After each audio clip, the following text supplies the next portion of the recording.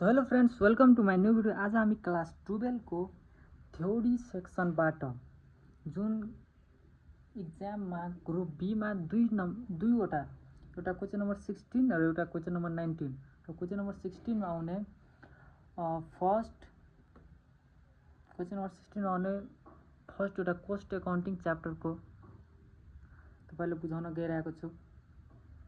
त्यो यसमा आउने थ्योरी च्याप्टर यसमा आउने थ्योरी जुन 5 मार्कमा आउँछ। सो फर्स्ट हुन्छ objective and function of cost accounting. The main objective and function of cost accounting are given below. यसलाई म सर्ट पोइन्ट लेखिदिन्छु, तपाईहरुले यसलाई अलिकति एक्सप्लेन गरिदिनु होला। मजाले 5 मार्क आउँछ।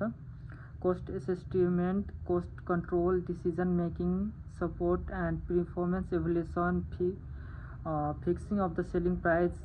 यसको अर्थात के भयो भने यसले कोस्ट कंट्रोल गर्नमा तपाईलाई कोस्ट कंट्रोलमा मद्दत गर्छ। डिसिजन मेकिङमा परफॉर्मेंस कस्तो छ त्यसको इभ्यालुएसन भएको छ। त्यसैगरी यसको इम्पोर्टेन्स के हो, importance of cost accounting and cost accounting र फाइनेन्शियल एकाउन्टिङ गरेर दुईवटा यसमा सोधेको हुन्छ, कुनै एउटा सोध्न सक्छ। कोस्ट एकाउन्ट कस्तो हुन्छ भने जुनमा हामी आफ्नो बनाउँछौँ नि एकाउन्ट त्यसलाई कोस्ट एकाउन्ट भन्छ र जुन ब्याङ्कले बनाउँछ त्यसलाई फाइनेन्शियल एकाउन्ट भन्छ। ठीक छ। So importance and advantage of cost accounting.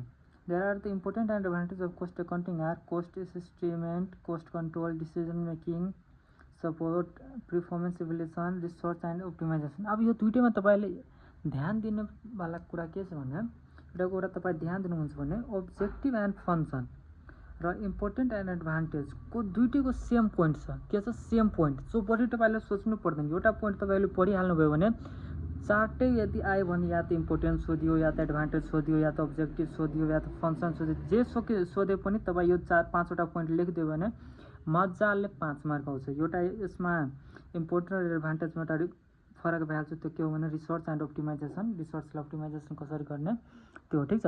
त्यसको बाद आउँछ यसै च्याप्टरबाट लिमिटेसन अफ कोस्ट एकाउन्टिङ। यसको लिमिट के हो cost एकाउन्टिङको। So the limitation of cost accounting are given for different result different आउँछ। एक्सपेन्सिभ हुन्छ अपरेटिङ को लागि, डबल एन्ट्री सिस्टम हुँदैन यसमा। त्यसको बाद लिमिट फ्युचर प्लानिङ, यसमा अलिकति स्लो फ्युचर प्लानिङ हुन्छ।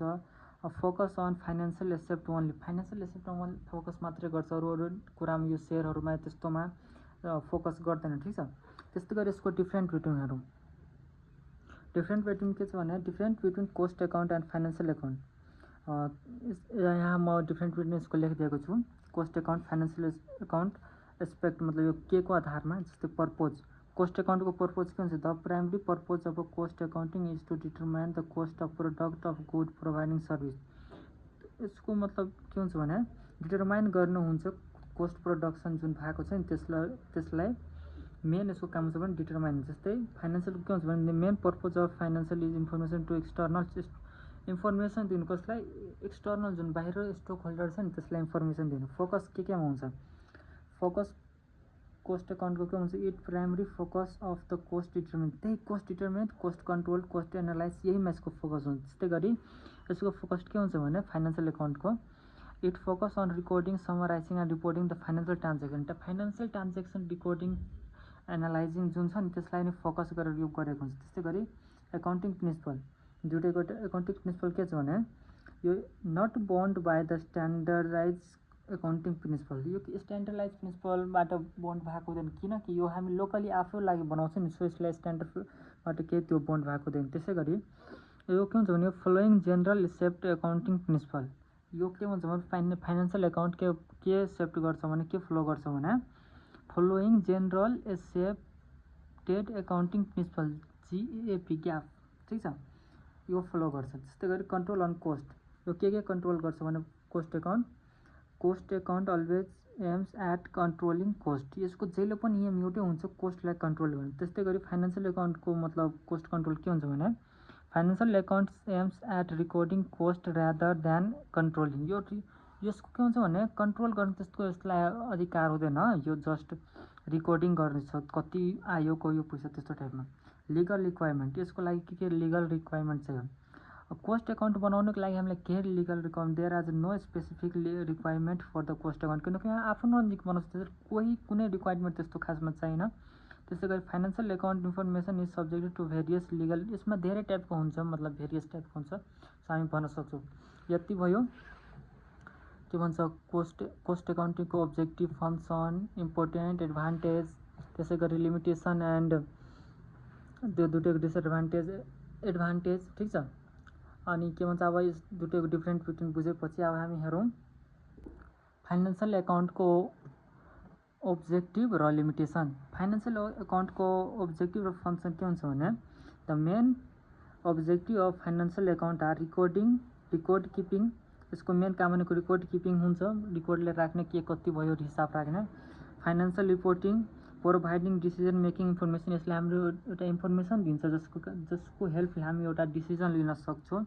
कम्पेरिजनली हिस्टोरिकल प्रेसिडेन्ट, मतलब यो जस्तै कति ट्रान्जेक्सन आयो गयो त्यसको हिस्टोरिकल त्यो रिजल्ट राख्छ, त्यही हो। लिमिटेसन के छ यसको? Limitation of financial accounting, the limitation of financial accounting are limited result disclose, result धेरै लिमिटेड डिस्क्लोज गर्छ कस्तो भयो भएन भनेर। Reliable on the historical information, मतलब यो पुरानो हिस्ट्रीको अनुसारले यो रिलायबल भएको हुन्छ, फ्युचरको बारेमा त्यति त्यसको त्यो हुँदैन। ल्याक अफ कोस्ट कन्ट्रोल, यसकोमा कोस्ट कन्ट्रोल हुँदैन, कति आयो कति गयो भनेर। अब्सेन्स अफ स्ट्यान्डर्ड सिस्टम, यसमा अहिले पनि लोकल्ली सिस्टमहरू जस्तो युज गरिरहेको छ, त्यसैले अहिले पनि यसको लिमिटेसन छँदैछ।